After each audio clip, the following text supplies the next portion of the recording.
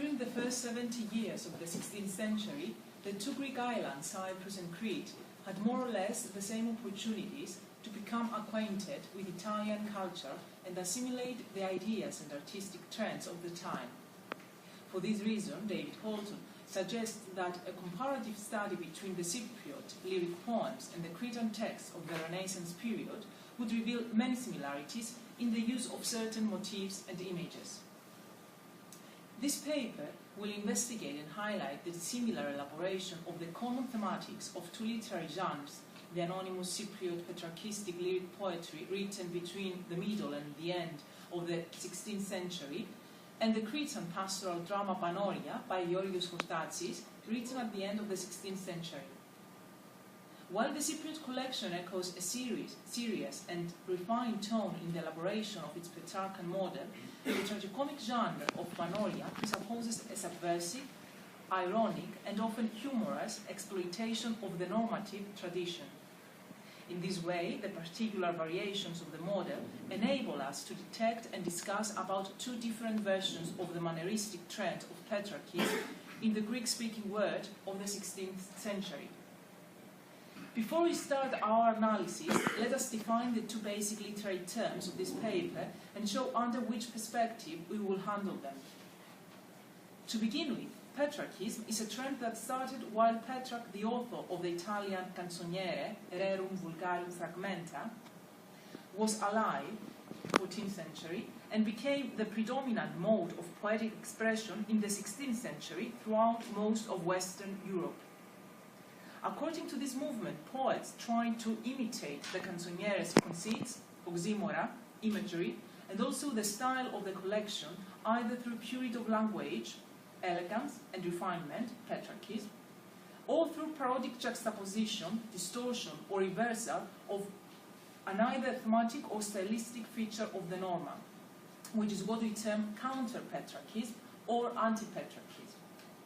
Both trends, Petrarchism and anti-Petrarchism, comprise two different outcomes of the same literary mode, mannerism, which according to some researchers indicate sophistication of Renaissance style rather than reaction against the Renaissance.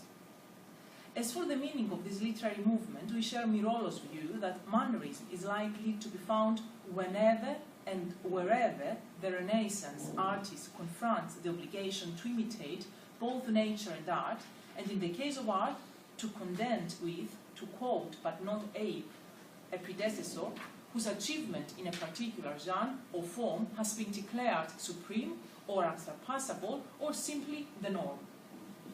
Given this, the informative reader is ready to compare the manneristic way the most famous playwright of Cretan literature, Chortatsis, and the anonymous author or authors of the Cypriot lyric collection choose to elaborate Petrarchism in their works. We briefly recall the stories of the two works. Panoria is set on Mount Ida in Crete, and since it follows the conventions of the pastoral mode, is related to two young shepherds, Gibaris and Alexis, who vainly try to convince their beloved shepherdesses, Panoria and Athusa, to respond to their love. Apart from the two young couples, an aging third one is also presented, the widower and father of Panoria, Iannoulis, and Panoria's nurse, Frosini. Despite their age, both of them desire sexual intercourse, but when Iannoulis proposes to Frosini, she refuses. Frosini, however, is willing to help the two shepherds fulfill their love with the young girls by suggesting they appeal to Aphrodite, the goddess of love. Aphrodite responds to their invocation and sends his son Cupid to shoot Panoria and Athusa with his bow. In this way, the play ends with the celebrations of two weddings. The anonymous Cypriot Canzoniere songbook is a sequence of 156 poems in various metric forms. In recent years, many researchers believe that the author of the Canzoniere must have been not one, but many. The majority of the collection deals with the unrequited love of the poet and his anguish over the unfulfilled and unattainable desire, which comes from the idealized gaze and beauty of the ethereal beloved. Below we quote a poem from the Cypriot collection, which is a translation from Sanazzaro, and clearly expresses the Renaissance beauty canon through rhetoric questions. Τούταν εκείνα τα μαλλιά ξανθά τα χρουσαφένα, που μ' έδισεν ο έρωτας που δεν ενοχνός για μένα. Τούταν τα μάτια τα γλυκιά, στα πια κρατεί το βλέμμα, που πήραν τα μέδα συντέλεια που μεν το πνεύμα. Τούτον το χιόνι τάσπρον κρυών και καθαρών ρουπίνι, απου με έβαλεν στο λαμπρόν και αξάφτο στο καμίνι. Τούταν τα χέρια τάμορφα που σύραν το ξουφάρι, που στην καρδιά μου βάφτηκεν κι είναι με τόσην χάρη. Τούταν τα πόδια της τιμής, από όπου να πατήσουν, έχουν συνήθι μυρωδιά στραντάφυλλο να θύσουν. Not surprisingly, Chortatsis' heroine, whose name means all beautiful, is also described with standardized metaphors and metonyms following the Petrarchistic poetic tradition, but also the various Renaissance dialogues on the decorum of women's beauty. Therefore, she has golden hair, bright sparkling eyes, snow-white forehead, arms of marble, and she has also the ability to make nature flourish from where she passes by. I quote from the bilingual edition of Bancroft Marcus. The fields came out in flower, the grasses bloomed, and the fruit trees ripened. Further to their common outlooks, all three ladies, the beloved in the Canzoniere and the two shepherdesses in the pastoral, following the Petrarchistic decorum and refuse love in order to protect their honor and chastity. I quote from the Cypriot Canzoniere. «Το πεθυμάς αξάφτου μου δύσκολον ένι, για την τιμή μου απόμεινε μεν εν χαμένη. Κι αν ίσως και δεν δίνεσαι τόσο να αργήσεις, παίρνοντας αχ την κρυότη μου μπορείς να πείσεις. Η βράστη να είναι αυτού σου συγκερασμένη». Panoria. «I should have been termed a modest maiden, because I've never done a shameful deed, nor let a man deprive me of my virtue». However, the way Panoria refuses Gyparis' love and marriage is completely anti-Petrarchan, since she is not presented as an ethereal woman, but a realistic, stubborn teenager who talks badly. "It's true, wretch, I can't bear the sight of you, because of my great fury, not your whining." An anti-Petrarchan feature is also the fact that Gyparis manages to describe his torments to his beloved. Petrarchan poets feel unable to do so, either in oral or in written form, and they consider this weakness one of the main reasons that cannot find relief. «Ήτσου να μπορούν εις χαρτί να γράψα, τα πάθη μου γιονένε να γρικούντα, πώς οι γλυκοί μου αστέρες ελυπούντα, κι έθελεν πάψη να πομένη κάψα».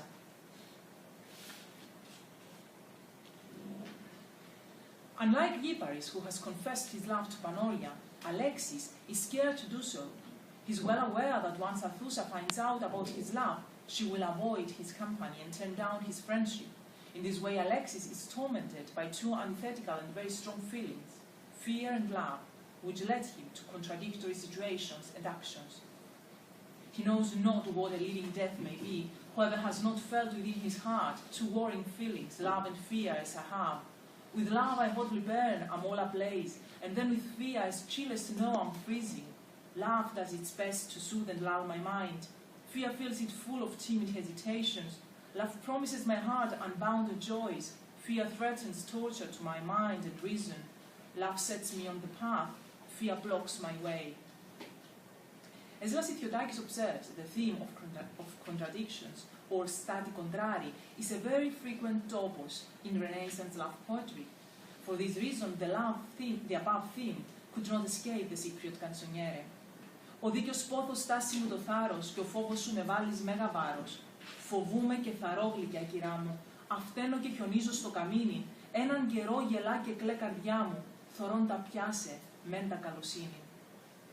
A Petrarchistic commonplace that is directly related to the above theme, and is in fact the result of it, is the isolation of the poet from mankind and his attempt to find relief in nature. I'm quoting from the English translation of Rerum Vulgarium Fragmenta. "I walk alone and travel desert places. I have no other way to keep me free from people's obvious interest. So I believe the mountains and the shores, the rivers and the woods all know by now the kind of life I live, and men do not." The same tactic is also followed by both the pastoral lover and the Cypriot poet, who wander alone in woods and address nature in order to find consolidation. They invite several personified natural elements to share their pain, who then respond to their call. «Γιατί κυρά μου φεύγει από ξαυτόν μου, ήλθα πουλιά με σας να καταντήσω. Γιατί κύρα μου ξάψεν το λαμπρόν μου, ήλθα στο σιό σας δέντρι να καθίσω, και μετά σέναν βρύσει αν μπορήσω να δροσιστώ πριχού με καταλύσει. Και αφόν δεν θέλει ποιον να μου βρικήσει, γρικάτε μου πουλιά, δέντρα και βρύση. Γήπαρης. O forests, fields and mountains, trees and grass, O cool and shady caves, O streams and torrents, O spring that tried to quench my blazing heart with your cool waters clouded by my fever. In you my heart found tender sympathy, something my lady never once has granted. Unlike the Petrarchan concept in which the lover withdraws in caves or mountains focused on his pain and in continuous tears, the pastoral tragicomic character's loneliness is usually disturbed by human beings, such as his friend Alexis, Apusa, and old Frosini. These three characters offer him relief and dissuade him from committing a suicide by finding several ways to help him overcome his grief. In this way, they interrupt his weeping, which in Petrarchistic context should be continuous and endless. This is well illustrated in the 35th poem of the Cypriot Canzoniere through several figures of adinaton. Που μεν το κλάμα δεν θέλει τελειώσει, ώσπου στη δάφνη φύλλων πρασινίζει, και όταν τα μάτια μου θέλουν στεγνώσει, τότε στο χιόνιν αύτη και εμπειρίζει. Πριν η καρδιά μου ανάπαψη να νώσει, λαμπρόν θέλετε δίν κρυόν να χιονίζει. Κι εύκολον είναι η θάλασσα να πήξει, παρά που μέναν το λαμπρόν να λείψει. In contrast to the Petrarchan poet who believes that to weep is more sweet than anyone believes, since it offers satisfaction to his beloved, and the more he is tormented, the more he desires her, Frosini and Ghibaris express quite realistically and logically that unending torments can only aggravate the anguish. Ghibaris also states some very reasonable questions which secularize and rationalize the idealistic and Platonic spirit of Petrarchism. When I perceive her thriving on my woes, how can my pains find pause and not redouble? When I see her rejoicing in my hurts, how can I not desire at once to perish? How can a fire be quenched with fire? How can a flowing fountain be dried by floods of water? The Petrarchan poet is not only shown to sigh endlessly, but is also presented to suffer from this unrequited love in a unique and unparalleled way. Ποιος εν ηγιον εμέναν πικραμένος και ποιος εν ως γιον εμέναν μαρτυρίζει, ποιος μες στο χιόνιν αύτη και εμπειρίζει και τις εν γιον εμέναν πειρασμένος, ουδένας γιον εμέν δεν εν να μοιάσει. The pastoral protagonist also shares the same sentiment and self-belief. I've never known a lover tied and caught in love's snares than myself, no one more wretched. However, the motif of the saddest lover is mythologized in Panoria in two ways. Firstly, when Ghibaris' close friend Alexis watches him sighing, is surprised, since he claims that he has always known him as happy and cheerful. Secondly, Chortatsis ironically represents this unequaled pain of the pastoral lover from a dialectical perspective. Two male lovers, Ghibaris and Alexis, paradoxically share the same belief of themselves, that are uniquely unfortunate. When they find out about their alter ego, not only they find no consolidation, but they become more frustrated and they want to outdo each other in pain. Ghibaris and Alexis thus begin trying to outrival misery through the technique of contrasto, as Marcus observes. They start an agona pathon, aimed at the triumph of the most miserable man. In this way, the playwright Chortatsis successfully follows the generic conventions of tragicomedy, since he manages to use a negative feeling, misery, in a comic way through the men's rivalry. Moreover, he parodizes the Petrarchan melancholy through humor, subversion, and through the happy ending that is prognosticated in the prologue of Joy. He who burns with love should hope that soon his tears will turn to rapture. In fact, no one can feel true joy unless he first endures a weight of heavy sorrows. Joy in Panoria is fulfilled through the intervention of the god of love in the final act of the play, when he throws his darts to the two young shepherdesses and immediately makes them seek shepherds' love. Personified love confesses in his monologue at the beginning of the 5th act, "Before the word was founded I was born, a god above most mighty in the heavens, a god who often makes the other gods tremble at his great might. Therefore, in Panoria, the role of Aphrodite's son is dominant and powerful, and comes to a complete opposition to the weakness of the personified love in the Cypriot Canzoniere, where the beloved prevails and through the glances can make love still, cold and disarmed. Ο πόθος όσα ζουν στον κόσμο σώνει και κάμνει την αγάπη να γνωρίζουν, τ' άγρια φαρμακερά χτινά μερώνει και κάμνει τα μαγάπη να γυρίζουν. Μόνον σ' αυτόν σου έναν δε εξορτώνει να δείξει τα λαμπρά του αν με χιονίζουν. In both works, the lovers seek help from divine agency. In the case of Panoria, also, as already mentioned, this agency is dual. Goddess Aphrodite and her son Love, which appear as almighty Deus ex machina and offer the happy outcome. Although Aphrodite is undoubtedly a pagan deity, her attributes and words are allusive to Christianity. In this way, Chortatsis skillfully creates a hybrid religious context full of parody. In the Cypriot collection, while personified love fails to help the Petrarchan lover, the latter addresses Christian gods for help when he realizes that human love is vain. That is why both the Italian and Cypriot collections at the end have what we call the penitential poems, where the lover, having recognized his mistake, turns repentantly to God. Εκράτησε με η τύχη τόσους χρόνους στη φώτιν με χαράν στην πίκραν θάρρος. Τώρα τη φάλια βλέπω και γνωρίζω, κι όσον εμπορώ στρέφει με πληρώντα, τα από μονάδιν της ζωής διδώντα σε σεν σωτήρ, όπου τιμώ και ελπίζω. This change of the lover has Neoplatonic connotations, which are utterly absent from the happy ending of the tragicomic drama.